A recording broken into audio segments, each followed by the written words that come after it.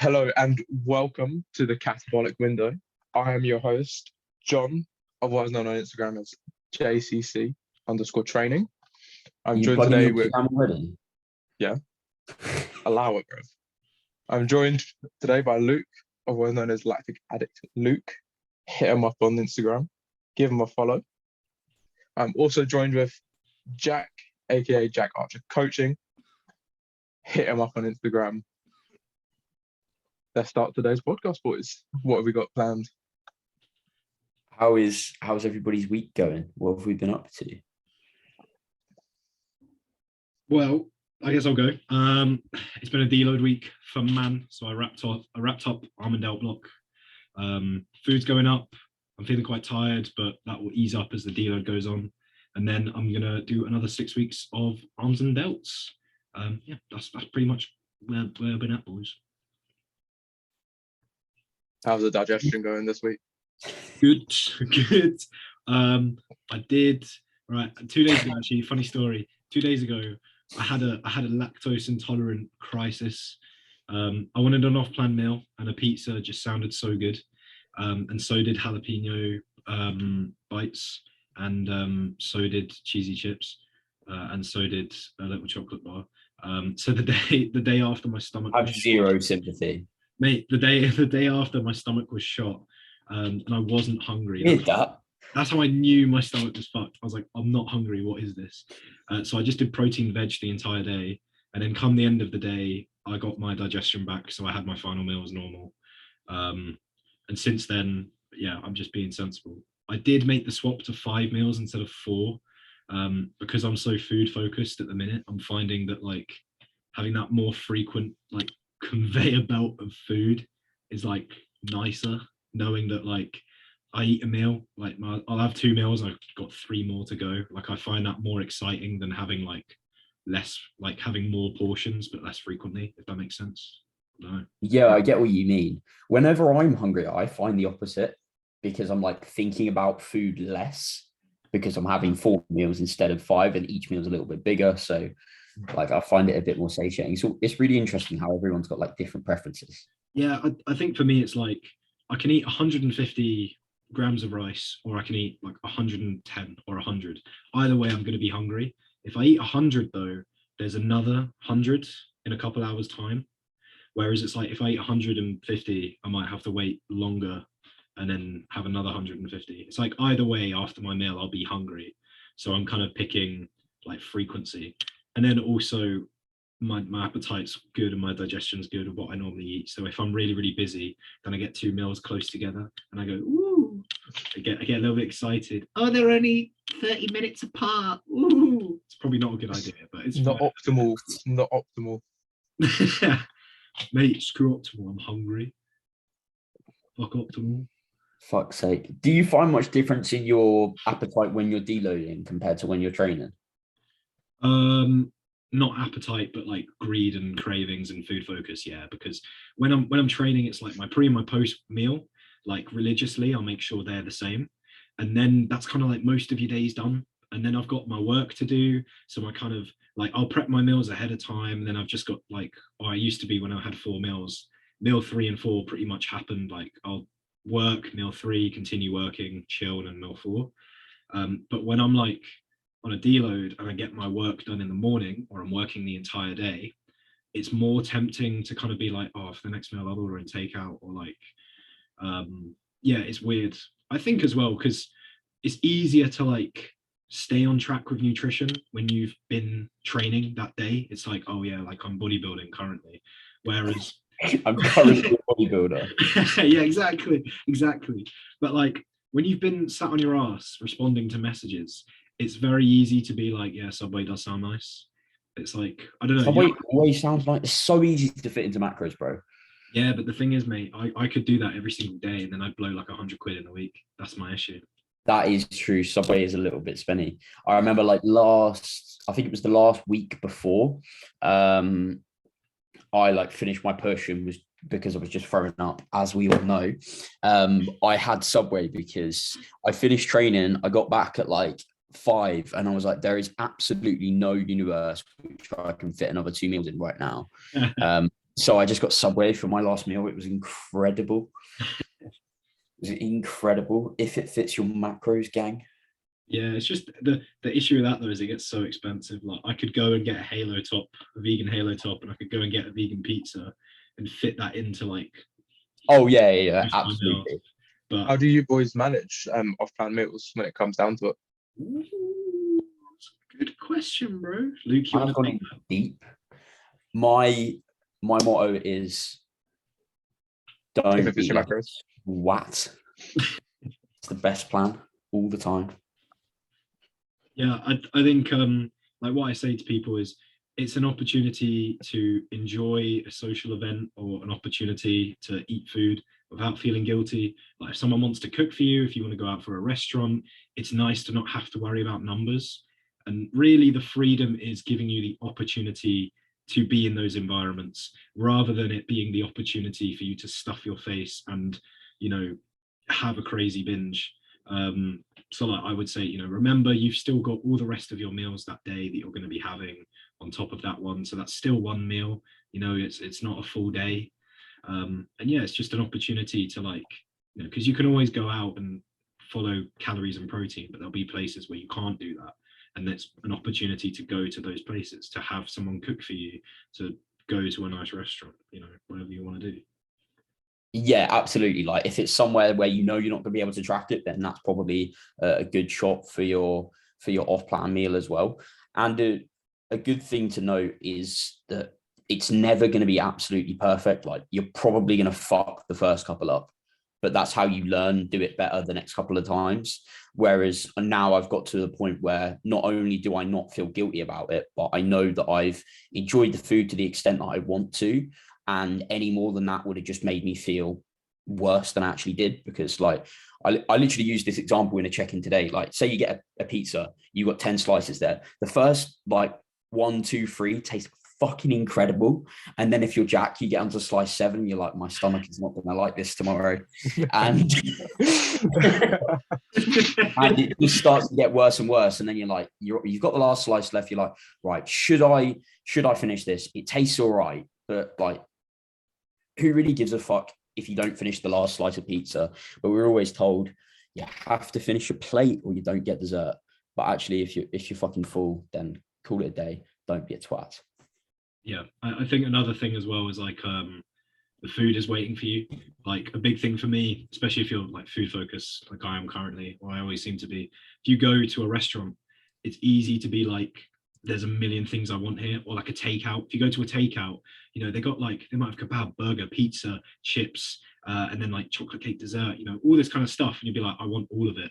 The food's not going anywhere. Just today, let's just have a pizza. Yeah, next week, bro.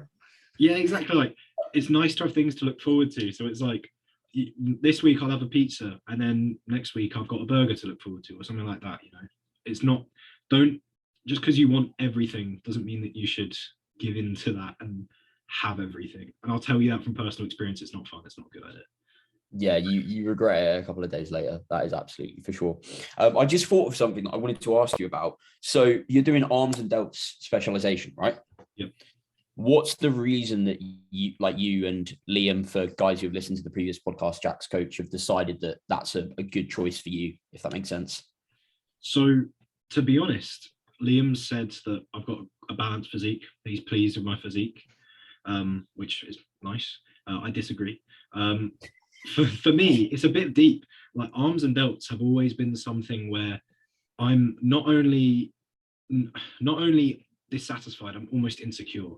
Like a lot of the times I wear stuff that covers my arms and my delts because I am a little bit insecure of them. Whereas the rest, You've got savage forearms, bro. I'll take that. Thank you, man. It's just veins though; they're not even big. Like I can look at my chest and be like, I want to grow it more. It's not where I want it to be, but I don't feel uncomfortable or not confident about it. But I am feeling better. And so I put the idea to Liam, and he was like, "You're not going to get marked down for having too much arm or delt. And if they start to overshadow something else, such as chest, then we could start doing a prioritization on that." But yeah, mainly it's more for me and more for me to like grow my arms and delts. And yeah, I do feel a bit more confident, a bit better about myself having seen them grow. So Is this your main coping mechanism to deal with believing that you don't have big arms? Yeah, I'll be like, I don't have big arms, but they're a priority, so they're coming, bro. And what is it that you've sort of done specifically to increase the rate of growth for your arms? Always pick movements that you connect well with. Absolutely. I think especially for delts, biceps for me, like it's a bit anecdotal, but muscles that I tend not to connect well with are the ones that have been lacking. It's only really been this year that I've actually felt my side delt. And it was only really a year ago where I felt my bicep. Really struggled to connect to those fuckers. I think I'm a bit of a weird one in that scenario. So picking movements that I actually connect well with. At the start, we followed the like standard. You start off with a low volume, around 3 reps in reserve, and then adding sets and adding intensity as we went on. So it's kind of like, I guess it's a similar thing as to learning to feel it a bit more. It's easier to get into the groove of the movement. It's easier to get better at, when I'm curling, really keeping the tension on my bicep after you've done, 4 sets or 5 sets, because it's kind of like practicing it. So getting used to what does that bicep feel like when it's working, and then alongside the obvious benefits of increasing volume and increasing intensity as we go through. But yeah, I think the main thing for me has just been movements that I connect well with, really seriously controlling it. And then the obvious benefits biologically that come from increasing intensity and volume. Like that's just the same across the board for every human being. Class, bro. Class one. Yeah. I wanted to ask everyone. Oh, carry on, yep. What are some, I love this question, what are some pet peeves and or common mistakes that you see the man dem and gal dem on the social media or the gym making? Granted, I don't have an answer for this, so I need to have a little ponder. Anyone got anything that jumps to mind? Yeah, I had a cheeky rant about this today, so I'll rehash that with a little bit more composure, I guess. Wait, is this the TikTok, or are you not going to talk about No, we can go on to the stupidity of TikTok if you would like, though. So something that I see a lot outside of people not training hard, once they then learn to train hard, is that they've got this mindset of always got to beat the logbook, even if it means that their technique goes to shit, or they start to add like really long pauses towards the end of the set. Like if you're sat at the top of a squat for 5-10 seconds, like that's not progression. You're literally just doing a rest pause at that point. You want to keep your reps as continuous as possible, and you're going to get a lot more out of that. And just adding an extra, like saying you've got an extra rep for the sake of an extra rep. The logbook is there as a tool to make sure that if I'm progressing load by 1.25 kilos, everything else stays the same. If one thing goes up and the other goes down, like you're still fucking in the middle. So yeah, bosh. That's it. That's a big pet peeve. John? People thinking that you have to go to the gym every day to see any sort of progress. Oh, thank you. I think if you have this sort of approach to training, fucking stop now. You are stupid. Get a coach. Yeah, I'm gonna somewhat nick John's. I think the whole more is more mindset. Like I've had a few DMs with people of them being like, I train 5 days a week. This muscle is lagging. I'm going to add in a 6th where I just train it. What do you think? Or they'll be like, I do X many sets across the week for everything. I do 10 sets for everything. And my back is lagging. So I'm going to do 15 on that. And it's like, well, have you considered that these are movements that you don't connect well with? Have you considered that your form isn't good? Have you considered that your intensity? That's the biggest one. There's no point adding more volume if your execution is not already in a good spot, because a lot of the time, if you actually nail things, funnily enough, your back starts to grow really fucking well. Or intensity is lacking. The amount of people that I've had a DM with, and I'll be like, okay, like person to person, like truthfully, honestly, tell me, how good is your intensity? I know that mine sucks sometimes. It's going to happen. And they'll be like, oh, I train hardcore as fuck. And I'll be like, okay, you know what? Send me over some footage. I'd love to take a look. You know? Knew you were going to say that. And then you get the footage and you're like, in the nicest way possible, man, you are stronger than you think. I think that's the nicest way you can tell someone they're not training hard enough is you Yes. are about you there, my friend, are 5 reps stronger than you think you are on that set. But I yeah. get what you mean. And like I was going back to the 7 days per week thing. So I trained 7 days per week when I was 20 kilos lighter than I currently am. I now train 5. Yeah. And then another thing would be like, if you're a couple of years into training, you don't need to specialize things. If everything needs to grow, then fucking grow everything. Like, just because if you really want like a little bit bigger arms or a little bit bigger delts, then go for it. But if your overall growth is really going to suffer of it, because then I don't know if it's the best option. Like, specialization is something to do when you've already been training for a good few years. You know what movements work well for you. You can train like a fucking animal, and you've got a body part that is clearly behind everything else to a significant extent, not just, oh, I'd maybe like an extra half an inch on my arms. Yeah, I definitely fall into the category of kind of specializing less so as a competitive move, but more so as a self-confidence thing. So yeah, if it's something you want to do, yeah. Like, that's absolutely fine. Oh, but for sure, it probably would be a better competitive move to just focus on growing everything, because I do need to. That's why I'm gonna beat you, bro. Exactly, but I'll have big arms and belts, and then I'll feel great coming into the show. Then I'll get beaten by Luke, and my confidence will be shot anyway. But yeah, you get spanked by a hobbit. I'll be like, my biceps bigger than his head, and they'll be like, yeah, but you have no quads, and I'll be like, yeah, but my biceps bigger than his head. Yeah, but arm day, bro. But arm day. It's all arms. I'll show up no abs, just arms. Yeah, absolutely. And John, what have you been up to, bro? What have I been up to? Yeah, University. the last That's couple about of it. University. Uni do be soul destroying, to be fair. Yeah, for real. Uni is very soul destroying at the minute. Very soul destroying. The study's coming along well. The MRI of feet, that's coming on quite nicely. We've mapped it all out. Can you send me pictures of some of the participants' feet? I think that'll break the ethics code. Oh shit. I might have to send an ethics form in to get some approval first. But Why are you trying to see a pic of the participants, Luke? It was a foot kink joke, bro. Oh shit, sorry. Wow, you're not all there today.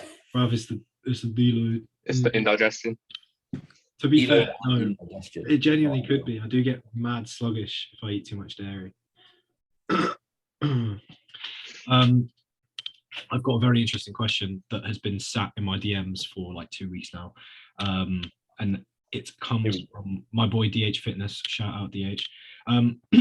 Would you say working out at a younger age leads to better muscle gain long term than working out at a later stage? For example, a 16-year-old training for 5 years is going to make, air quotations, better gains than a 25-year-old for the same period.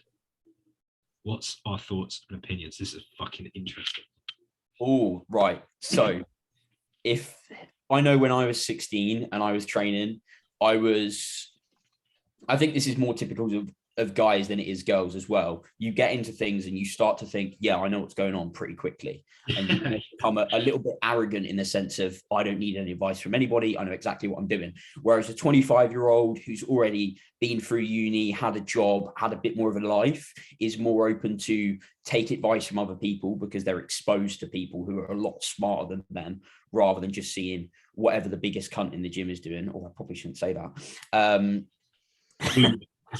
Whatever the biggest guy in the gym is doing, and just copying him and thinking like that's the best thing to do. So I would say the 25-year-old, purely just because they're going to be more open-minded to learning from other people, doing things properly, and be a bit more mature. So I think they get more out of their 5 years of training. John, your thoughts? No, yes, I entirely agree. Just comparing again myself, like Luke. When I was 16, I was an absolute fuckwit. Just again, someone who just thought they knew it all, didn't necessarily surround them with the correct people, thinking they can do a sport and try and progress in the gym. Not saying you can't, but playing a sport quite high competitive and trying to pursue other things in the gym, it just didn't go very well.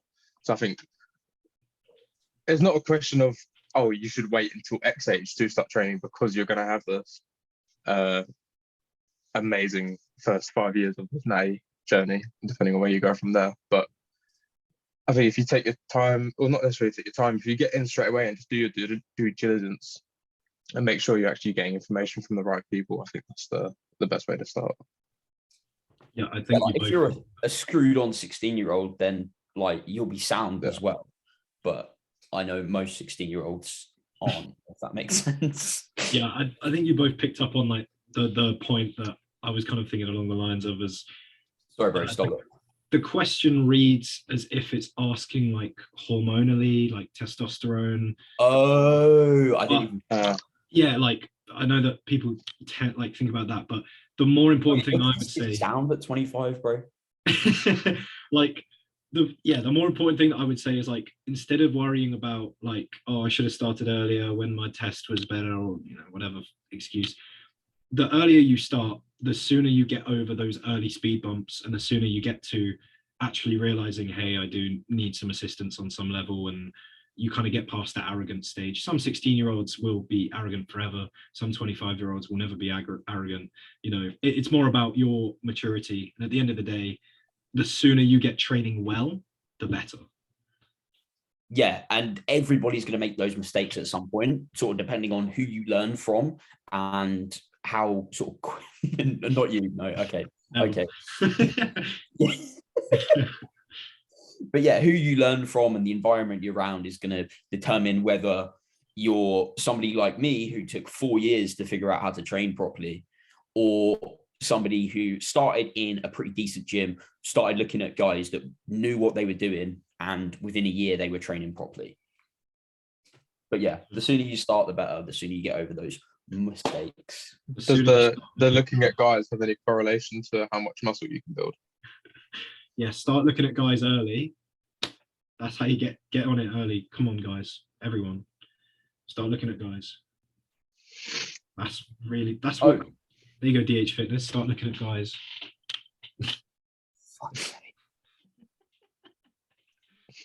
What is wrong with you, bro? What is wrong with you, bro? Okay, a question that I got from a Q&A the other week. I answered it on the Q&A, but I thought it'd be interesting.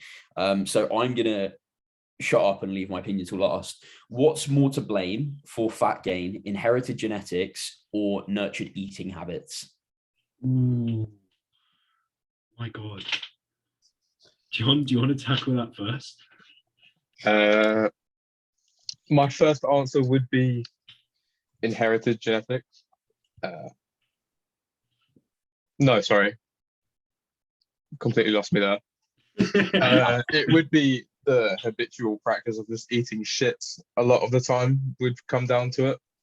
I suppose where you're from may have some genetic impact. I mean, correct me if I'm wrong, boys, but if you live in a colder climate and your family has always lived in a colder climate, I think you'll be a bit more inclined to store that bit of extra fat. Yeah, there's definitely going to be some variants for sure. Yeah, but mostly coming down to your genetic makeup. I think they're kind of one and the same, because your eating habits will be partly influenced by your environment, your upbringing, which you could argue is like, I guess it's not genetic, but it's still kind of coming from your parents, the environment you're in.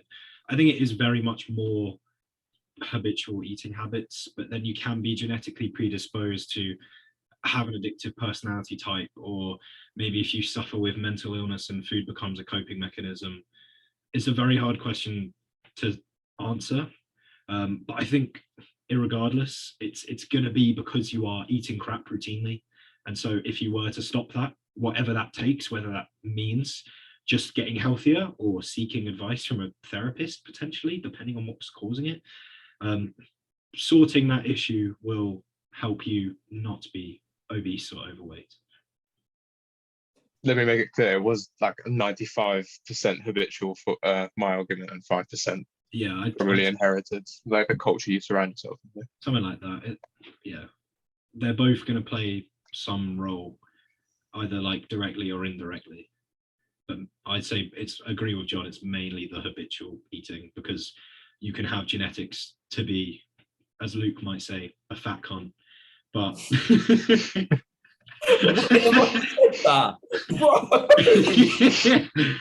but that doesn't mean that you will necessarily turn out that way, you know.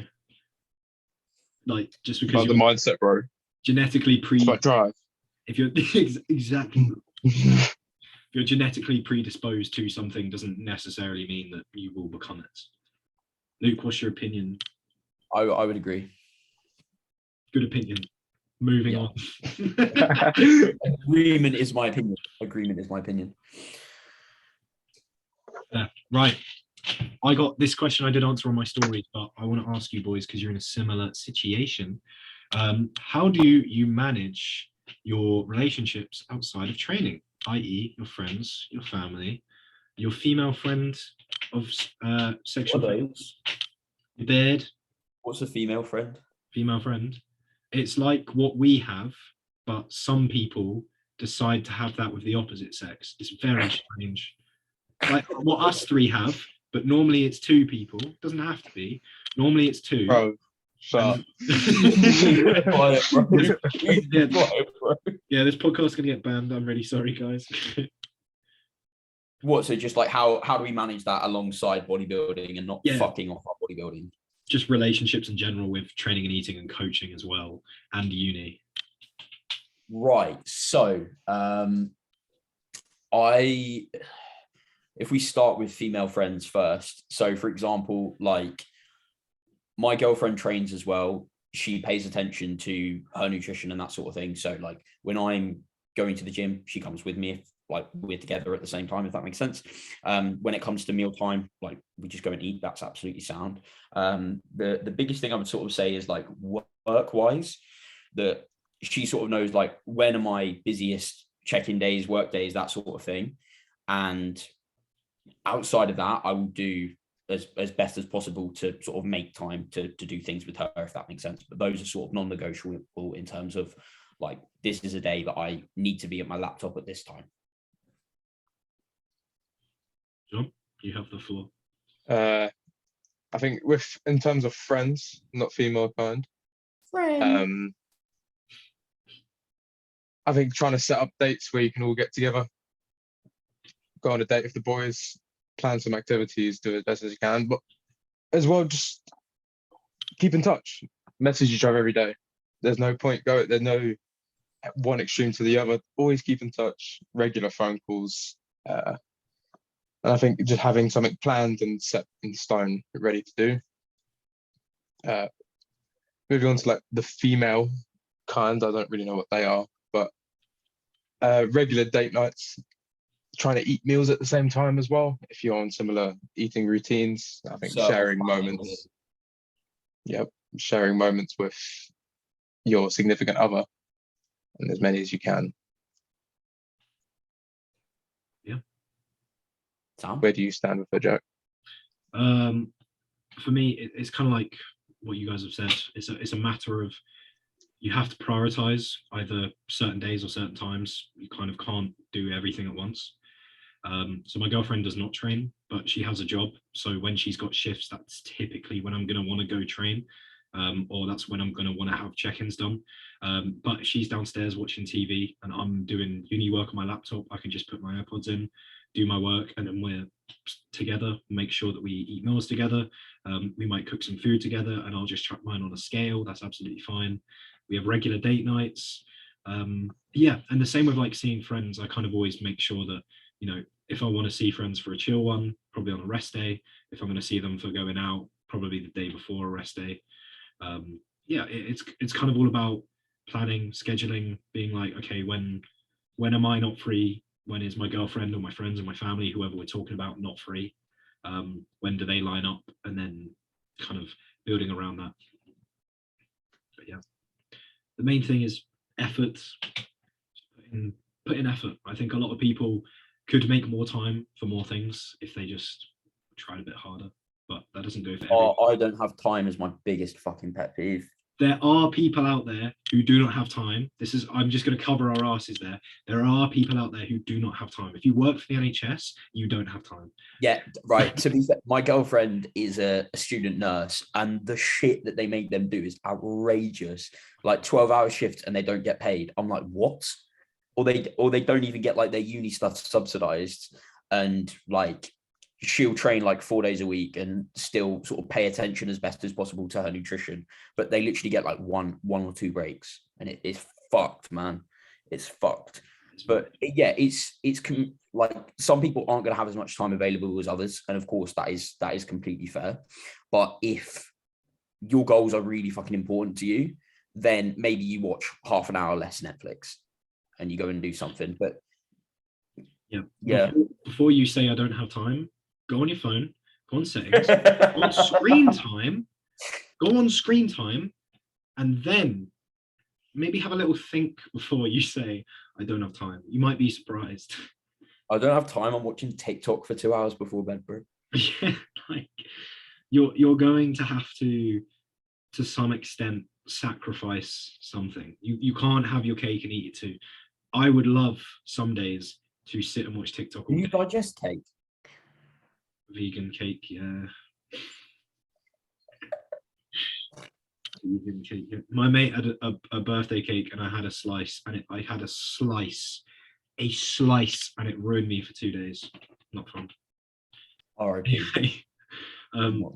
Yeah, like there'll be days where any three of us wants to just do fuck all for a day. We all have days like that, but sometimes, I mean, not sometimes, our goals are more important than that.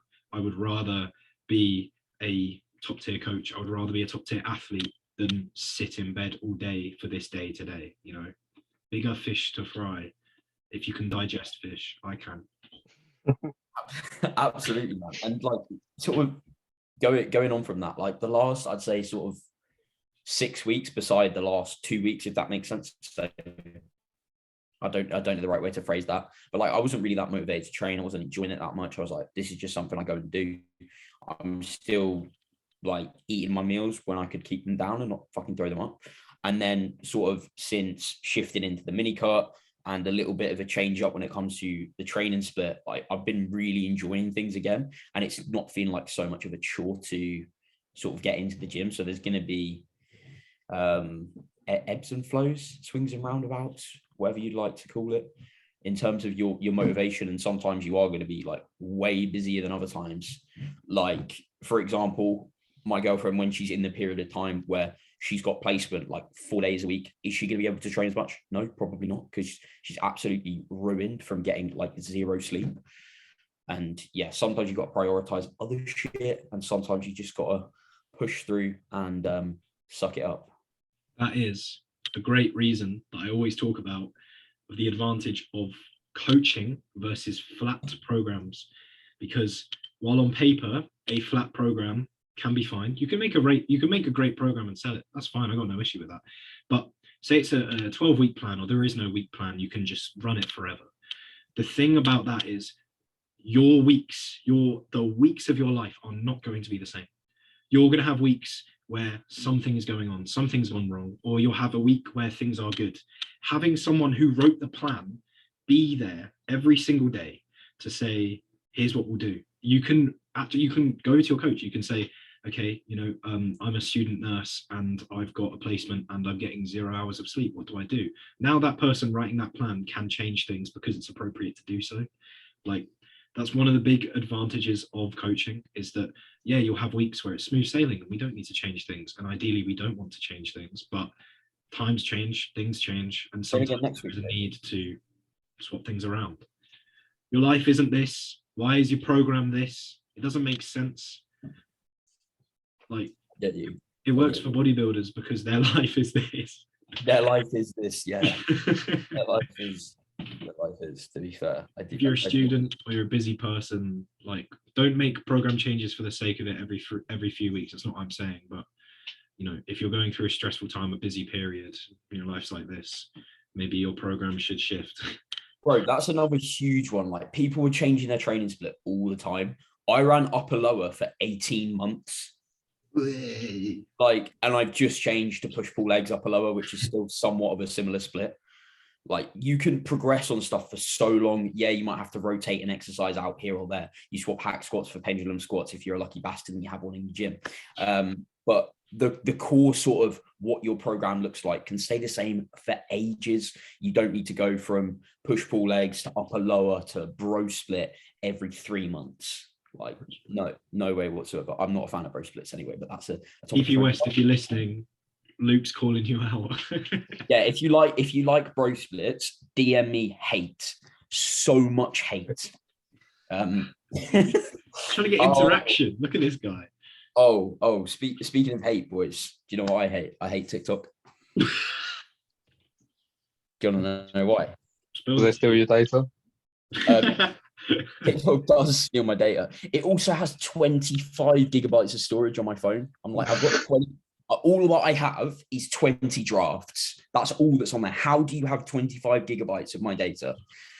But anyway, so I was informed today, number one, that only enhanced guys can build big delts. If you're natural, you can't actually grow delts, apparently. So that's a big one. What's your opinion on that, boys? John? He's not wrong. Oh God, don't listen to John. Yeah.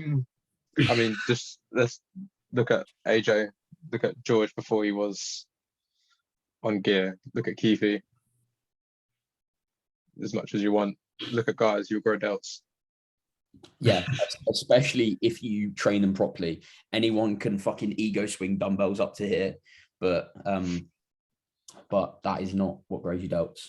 I'm actually doing a post about this later on in the week. There's nothing magical about the deltoid that requires androgens like exogenously. That was way too fancy. There's nothing special about your shoulders that needs gear. It's like when people bang on about their calves, isn't it? It's like, oh, my calves don't grow. I'm like, okay, cool. When do you train them? And they're like, I don't know, the 5th of January. Yeah, you haven't trained. Of course, they're not growing. You haven't trained them in ages. Like, it's like any muscle. Some people have better genetics for it than another. But if you actually like train them properly and you don't bounce your calf raises up and down, they might actually grow. Yeah, you'd be like, how many sets of arms do you do a week? And they'll be like 20. And you'd be like, how many sets of calves do you do a week? I don't train them weekly. And you're like, I train my calves if I can be asked. Yeah. I always at the start of every leg session, I make a big habit of, if you go on my stories after a leg day, you'll see me starting with calves every time, boys. And then he starts with delts on a body day. Yeah. Don't you, bro? Yeah, every time. I do really like delts at the start of sessions, to be fair. No, you don't. I hate you so much, bro. That's improv 101. Just disagree with what they're saying. Kill the conversation. Yeah, and the other thing... TikTok, go on, finish your rant. The other thing that I was informed of on TikTok, John, I'm sure you can help us with this, is you are a wizard in the... Is that the right word? No, probably not. You're a wizard. You study and you do look a little bit like a wizard, you know. It's like the beard and yeah, get a little like cigar pipe. Anyway, so I was informed today that apparently if one changes their foot position on a leg press, it completely changes which part of the quad you grow. What's our opinions on this? In fact, is there an opinion or is there just facts when it comes to this? I think Jeff Nippard did a video about this. And in studies, I think there was a difference, but not significant. In my opinion, don't even fucking bother. Unless it's the height on the pads, then yeah, moment arms, you'd be doing some crazy just shit. To clarify, we're talking about like rotating your feet, not moving your feet up or moving your feet down to make it more quad biased or more glute biased. So pointing your toes in, out, or forward. Yeah. If you point your toes backwards, doesn't it like break your leg or some shit as well? Optimal. Turn the other way around. I think if you change like the angular position of your foot during like a leg extension or something, you'll probably just end up putting more stress for your patella and just the knee joint in general. Don't really see much benefit. The muscle isn't properly able to do its thing. It's like if the toes are pointed out like that, like your quad wants to take your leg out to the side. Like it's not, you're not allowing your body to be in a position where the muscle can work efficiently enough to move said weight from A to B. It's just doing shit for the sake of it. Like, do I want to think about getting this weight off me that is about to crush me if I don't get it up? Or do I want to think about the exact position which I put my feet in? Like, I give a shit about training and biomechanics, but that just pisses me off, bro. At the end of the day, quad does two things: hip extension and knee extension. Hip flexion. Hip flexion. Oh shit. Hip flexion and knee extension. Think of a squat. When you stand up, that's what your quads do. That's the main role of the quads. Ignore that I got the word wrong. So at the end of the day, whatever position lets you get deepest as possible, so you get a lot of knee flexion and hip extension, so that you can get better range of motion, is what's going to be best. I heard female friends like full range of motion as well. What is that supposed to mean? Is that a sex joke? Oh, you don't get my jokes. It's Is so that a sad. sex joke? Yes. I don't lock out during sex. Oh, yes. That's the other thing. You told me not to lock out. I'm like, what is your fucking leg designed to do? Yeah, no, that does jar me. Like, mate, you like people be like, I don't want to lock my knees out because it's bad for my knees. I'm like, if you load them sensibly with their weights that you can control, that you shouldn't be ego lifting, guess what happens when you slowly progressive overload while locking your knees out? Your knees get stronger because they get used to that amount of force being applied to them. Like, you will literally have stronger joints if you test them. Your body will adapt. There is an adaptive response. So should I be doing static holds with 300% of my 1 rep max? Please don't do that, no. Pure joints. Don't do isometric jokes. Pure joints. But people will lock out on a bench with their elbows, go as heavy as possible, ego lift that. But because they've seen those 3 leg press videos, they're scared of their leg press. We need to start circulating a bench video of someone snapping their elbows on bench to dispel. Well, volunteer to do that one for us, Jack. Yeah, no, you're all right. Okay. To be fair, when Ryan, what's his face, pulled his pec on the incline, everyone got scared of incline. Yeah, and then I saw Jared Feather did a video on it, and it was like how to not tear your pec incline benching. It's so funny because I swear he was pressing like almost the same amount of weight as what Ryan did. Yeah, it was like Ryan went for 5. I think Jared did. Oh no, Jared did like 3 or 4. Yeah, like that. but that's still ludicrous, especially with his technique. Yeah, if you do shit properly, you're not gonna fucking break. Don't if you're like ridiculously fucking hypermobile, then maybe it's something to pay attention to. But the vast majority of people want. That's the same as being like, if you've had a bicep tear, you should perhaps be careful when you train biceps. If you have a history of hypermobility in your ankles, be careful on calf raises. Like, that goes without saying. I don't understand this. Like, I'm terrified. People are just terrified of breaking their backs and knees. You know, people are, I don't deadlift because my lower back. I don't know, bro. I've seen lots of people with fucking terrible deadlift form that don't seem to give a fuck. Okay, no, that's true. You either deadlift like a dog shitting for years and don't care, or you never touch the bar because you're scared that your disc will slip as soon as you lift the 20 off the floor. Speaking of deadlifts, I RDL'd for the second time in about like a year today. What did you get, pussy? Right. So last week I did 100 for 8, and this week I went up to 102 and I got 10. I'm like, this is incredible. This is progressing so well. So then I did 110 for, I think it was 6 or 7. I can't remember. But I love when you go back to a movement and it just fucking to the moon. Like, so I'm gonna be so sad when it slows down though. So sad. I've been doing like RDLs to the floor, or like a touch and go SLDL. I don't know what you'd call it. Like, I guess it's an RDL to the floor, but I tap the floor and go back up. You start from the top, don't you? Yeah. Because yeah. I don't like hinges where I have to start from the bottom. I really struggle to get my position. Whereas I find that with an RDL, because you've got the eccentric first, I can load everything appropriately, find my groove, and then it's like When I'm on the floor, I'm just like, what's my foot stance? How do I Yeah, initiate? that's what I like about it as well. Yeah. John, you're a big hinger. What's your thoughts? Wi-Fi is breaking up a little I- bit. So I quite like starting from the floor, especially with stiff leg deadlifts. RDL, like typically start out of a rack, but even if it is an RDL, I tend to start on the floor. Wanting to be Nick Lough, I think I can find my position a lot easier starting from the floor because I can put everything where I need it to be, and then I just leave it there. There's no faffing about with my position at the top. That's just, I can't concentrate properly if I start with the weight not being too heavy. That could be because of your practice as a powerlifter. I never really got very good at like finding my groove in a deadlift. I've always found like RDLs, dumbbell and barbell. Yeah, there's something about it. Like I'll unrack the bar, spend a couple seconds kind of setting myself, but then once I go for the eccentric, then I feel good. You know? I mean, it definitely is a learning curve, like learning just to control how and when your limbs move. Hinges are technical, a technical movement. it's a really complex movement.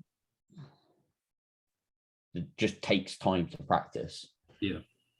Like even first week back, I knew how to perform the exercise. I could do it reasonably well, but you get a little bit better at it each time you practice it.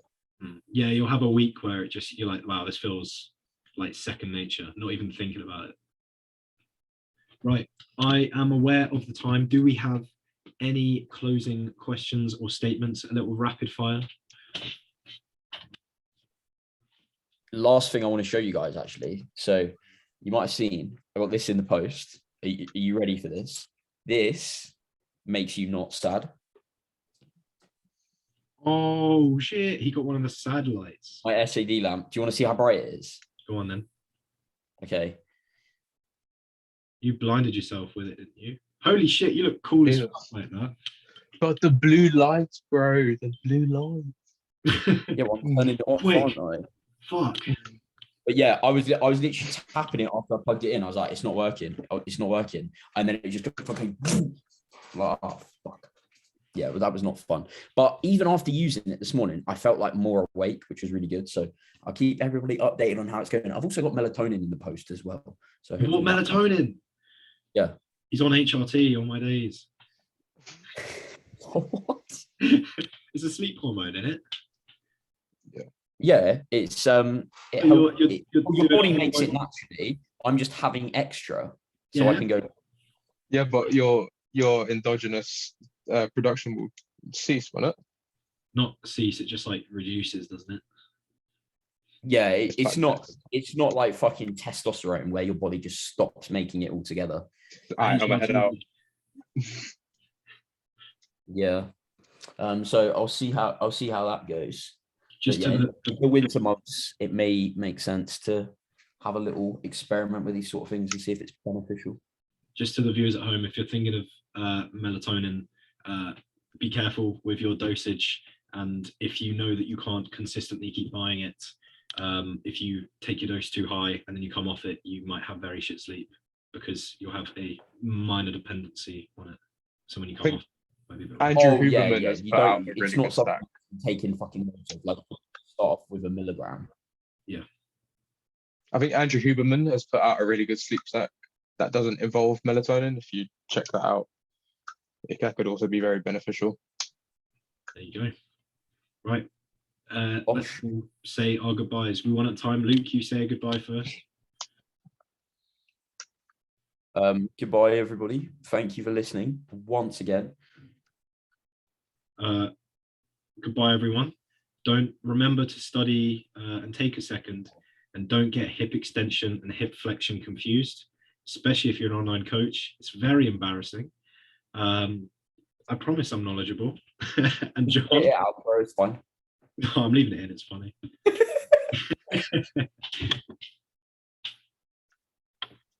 John, wrap it up.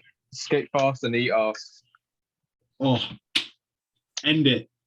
End it. I was sick. I've forgotten how to end it. Oh there my god. It's like set.